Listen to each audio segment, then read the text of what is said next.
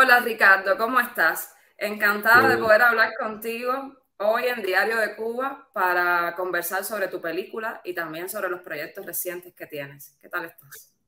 para mí es un placer y gracias por esta invitación. Bueno, estrenas próximamente en el Festival de Cine de Miami una película dedicada a Bebo Valdés. Cuéntanos qué vamos a encontrarnos. Esta versión que tengo, que estamos estrenando en Miami el 7 de marzo, es una versión más centrada en la vida sueca de Bebo. O sea, de las cosas que yo había visto sobre Bebo anteriormente era como una especie de partícula cuántica que aparecía y desaparecía. Estuve viviendo fácilmente más de 40 años en Suecia. Fue un periodo bastante duro en Suecia y bueno, ese periodo, ¿no? Que sus hijos hablan, sus hijos suecos, quiero decir. ¿Qué es Eh, lo que más te ha impresionado de la figura de Bebo Valdés haciendo esta película? su disciplina, su disciplina moral, digámoslo así, que existaba moralmente, tenía una manera de ser constante, o sea, que era la misma persona, fue la misma persona siempre. Eso es muy, muy difícil, ¿no? Porque tú sabes, el ser humano a veces le gusta cambiar, tiene una especie de... Están los que tienen la moral relativa y los que tienen la moral, digamos, universal, lo que se comporta en cada momento como, con la misma voluntad de comportarse, y los que no, los que cambian según las circunstancias y pueden pensar una cosa y después otra, hacer otra cosa. Bueno, en este caso, Bebo tenía para ser una manera muy universal, muy constante de ser. ¿Qué Y, relación tenía Bebo con Cuba? ¿Cuál era la relación que Bebo mantenía con Cuba como su país al vivir tanto tiempo, como dices, en Suecia, que fue su segundo país? mira, hay una, fue un proceso, digamos, ¿no? Digamos, le fue muy duro, eso te puedo asegurar. Y te quería decir que no todos los personajes que yo entrevisté están en la película, lamentablemente, ¿no? O sea, lo tuve que sacar por cuestiones de dramaturgia, ¿no? Porque a veces cargaba mucho. La película, como has visto, es bastante emocional y no quería que la gente se fuera en un baño de lágrimas, ¿no? Para nada. Entonces quería mantener un poco arriba, ¿no? O sea, pero hay una señora, por ejemplo, María Llerena, que, cubana, que vive en Suecia, y ella le fue mucho mejor en Suecia, al punto de que Bebo la llama para trabajar, o sea, le ofrece arreglos musicales que hacía. Ella trabajaba con eh, una big band en Londres, en Mundo Ross, la, la banda del Mundo Ross. Era como una especie de Lecona Cuban Boys, el modelo, y ellos lo usaban, pero en inglés. Y era la banda, digamos, de salsa que la reina Isabel le gustaba escuchar. Y usaba arreglos de Bebo Valdés, ¿no? Entonces, de esa manera Bebo a veces comía, o sea, tenía ese tipo de posibilidades con María y Elena, me cuenta, pero también me cuenta también cómo al principio le fue muy duro lo que le contaba a Bebo, ¿no? O sea, todo lo que pasaba en Cuba, parte de su familia, al principio, ¿no? O sea, había un dolor. Y esto es normal, ¿no? O sea, como ser humano, había muchas cosas que había dejado, o sea, familión detrás, ¿no?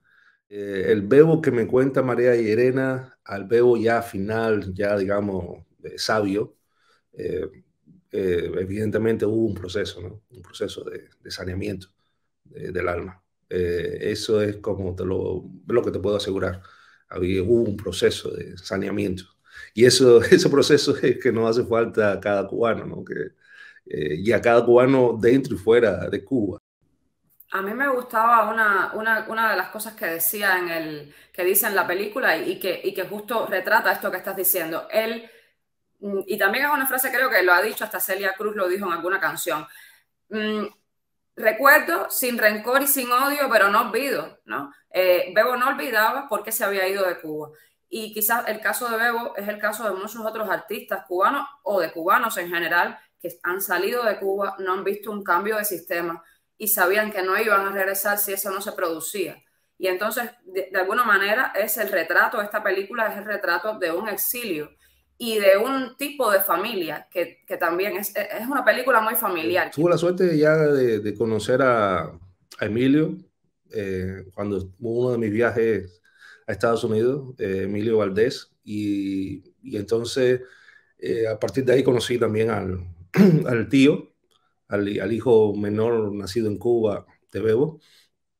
Y bueno, te da medida, ¿no? De lo duro que fue para la familia la separación, principalmente para Ramón Valdés, el hijo menor de Bebo. Y es duro, pero sin embargo con la familia sueca fue completamente diferente, ¿no? O sea, no había, el Bebo siempre fue un padre presente. Me llama la atención, no está presente, por ejemplo, una figura que es que todo el mundo asocia con Bebo, que es Chucho. Cuéntame de eso. No, no, a mí también me llama mucho la atención. Tratamos mucho de que participara, pero bueno, no pudo. No sé las razones exactas, pero sé que tiene siempre una agenda bien ocupada, ¿no? De hecho, para mí siempre está abierto la posibilidad de incluirlo a última hora. Justo hablando de figuras presentes en la película, hay otra figura. Bueno, me imagino que te referirás a Paquito de Rivera, por ejemplo, eh, que fue, bueno, esencial en el sentido de que es el realmente que rescata a Bebo, eh, puedo decirse, del olvido. Eh, en, ya Bebo se había retirado, estuvo enfermo también, se recuperó, o sea, tuvo una enfermedad terrible como la de Guillain-Barré. Ahí no aparece en la película, pero la tuvo. Estuvo a punto de morir, la familia pensaba que iba a morir, estaba hablando de finales de los 80, y en el 94 recibe la llamada de Paquito de Rivera.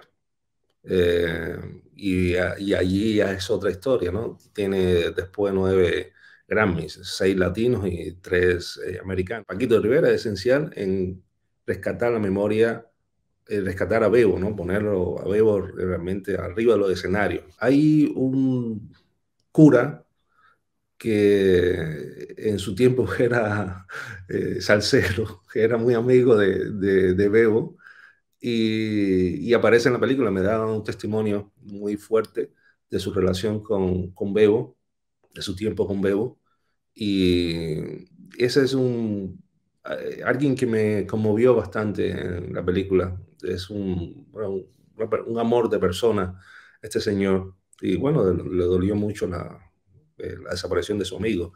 En la película él menciona que llevaba 34 años sin grabar y también viviendo en el contexto que vivía, ¿cómo es la relación de Suecia, ese país, con Bebo, ¿no? Digamos, o la relación de Bebo con el país donde terminó viviendo toda su vida, Suecia.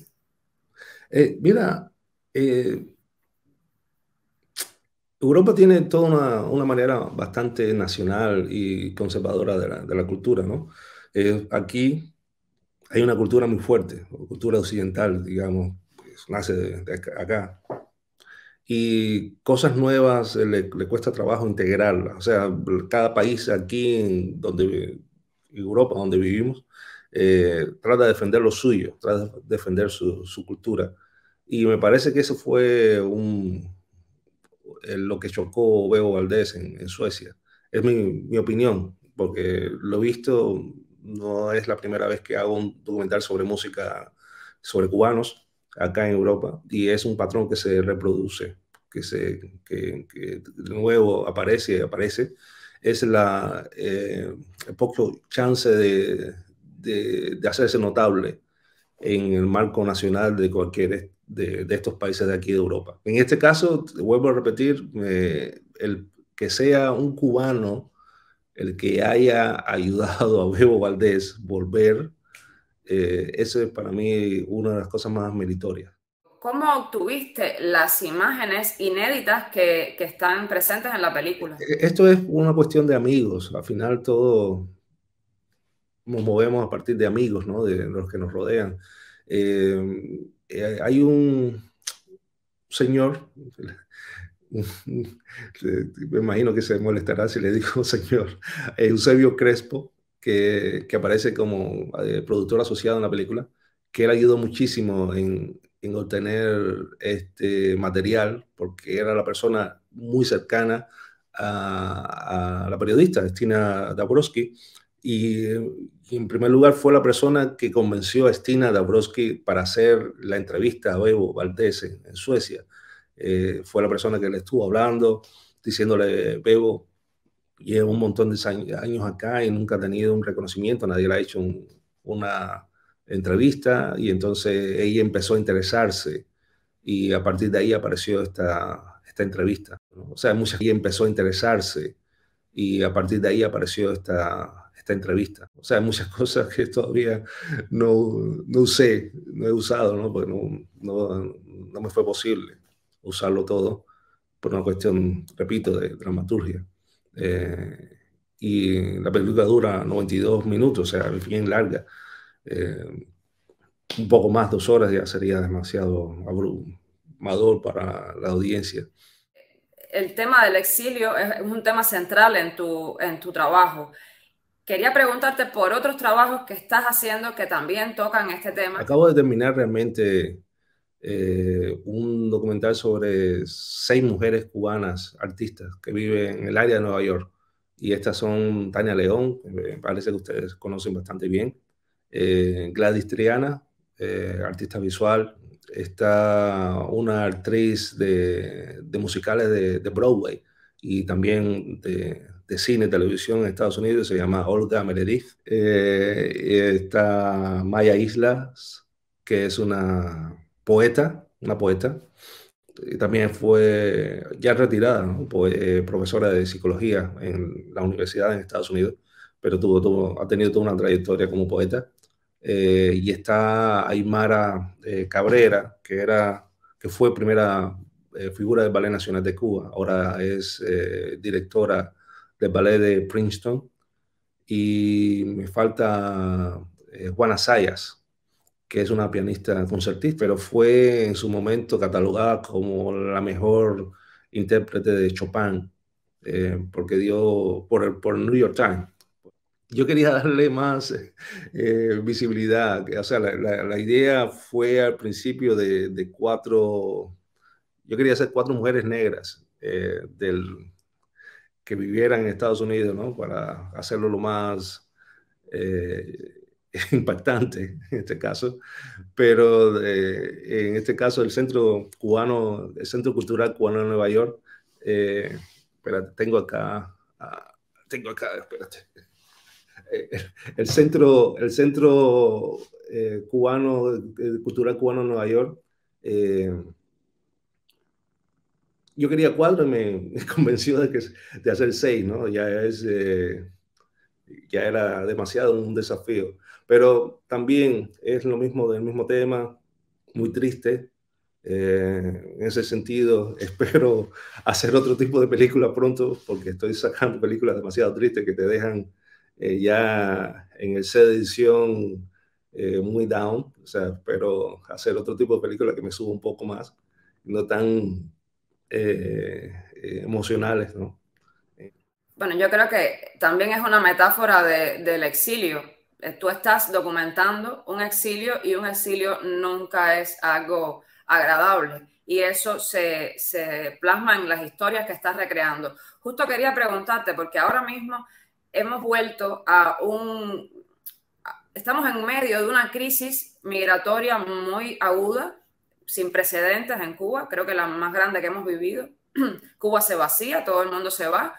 Ya no se van de goteo, ahora se van en masa y se van también, pues, por supuesto, personas como tú. ¿Qué le dirías a los nuevos realizadores que se están yendo de Cuba ahora mismo, que quizás están con mucha incertidumbre, también con muchas ganas de hacer cosas nuevas, pero también enfrentándose a un mundo que quizás te enfrentaste tú hace mucho tiempo cuando emigraste? ¿Qué les dirías a esos realizadores? Bueno, lo que les queda, bueno, no es fácil. Lo que hace falta es que tener un nivel de coherencia en lo que quieren hacer, ¿no? O sea, cada cual tiene su manera de ver el mundo y si puede plasmarlo, si puede tener un nivel de coherencia, de persistencia. Es como lo que me dijeron, lo que me dijo un amigo llegando a Estados Unidos, que me dijo, esto no es una carrera de velocidad, sino de resistencia, ¿no? Así, tener, tener la mentalidad de que esto es un juego infinito y aquí no es para ganar ni para perder, sino para mantenerse, digamos, en el juego. Bueno, justamente tú has logrado mantenerte haciendo cine y eso ya es un esfuerzo muy grande porque en el exilio, pues intentar seguir adelante con un proyecto cultural a veces cuesta muchísimo trabajo. Bueno, Ricardo, un gusto poder estar conversando contigo de cine y nada, en otra ocasión me imagino que volveremos a encontrarnos por aquí cuando tengas pues esta nueva película que me has contado sobre las mujeres cubanas. Me encantaría volver a conversar contigo. Sí, para mí es un tremendísimo placer, Lynn. Así que cuando quieras me llamas. Y qué bueno verte. Y me dijo esta palabra. ¿Qué dijo ella? Tu padre no le gusta esto. Pues mi padre fue político, yo no. Caiga quien caiga aquí, empezando por mí, que soy tu madre, no vuelva hasta que esto no se arregle. Y esto voy a hacer. Si no se arregla a un problema que yo no tenga que pedirle permiso a nadie, yo volveré a Cuba.